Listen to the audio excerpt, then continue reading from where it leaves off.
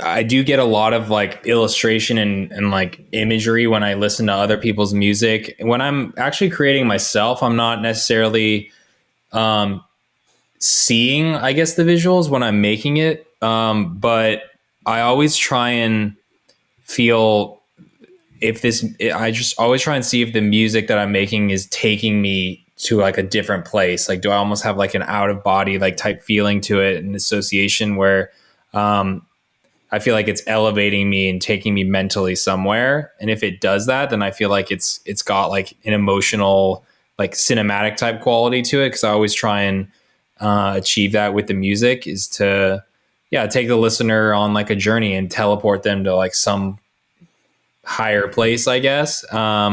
Because I feel like some of my favorite artists do that for me. And I that's sort of what I try and achieve in my own music.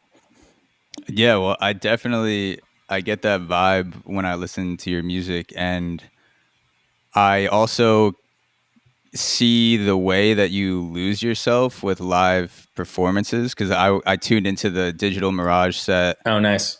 I saw the one that you did on the rooftop in LA, Mm-hmm. and you're having a really great time for someone who's performing for no live audience, which I assume is very hard to do. In podcasting, there's maybe 5-10 people in a room at most, and so I'm kind of used to that vibe of being more chill, and so it's pretty cool to see artists still kind of get lost in that their own music and kind of the vibe they're creating, even though there's no live audience.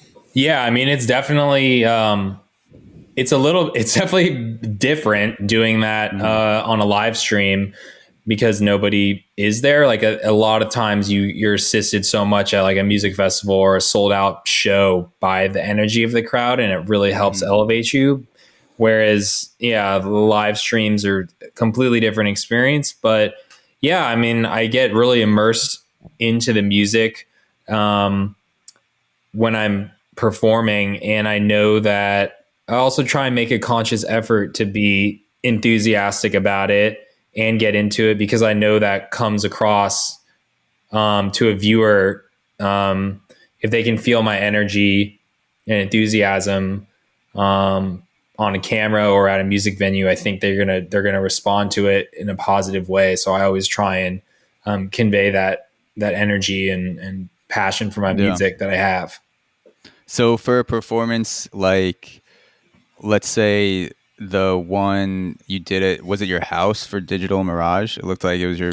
It was, yeah, that was my creative director's backyard, not my house. There was a lot of speculation that it was my house. I'm like, I'm not rolling in that kind of money.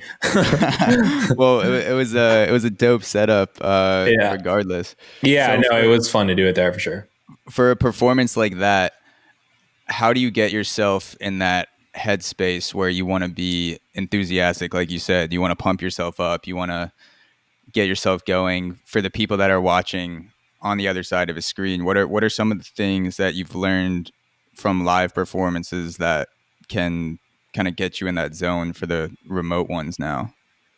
Yeah, I mean, I think it's like, well, first of all, like I just really focus on the music and the passion that I have for the music, like the edits that I've made and the productions and stuff. And I don't know, I guess it might just be through doing it enough at this point and being on stage enough where I feel like I can just kind of get in that mindset. But maybe even drawing back to those, like, thrice days and stuff, it's like I back then I understood the importance of, like giving everything your all when you're like on stage and performing, because that's the best way to get the crowd to respond to you. And I just know that, once the red light is on, or once I'm on stage for a live show, it's like game time. It's like, you gotta be ready for game day to show up and have your best performance possible.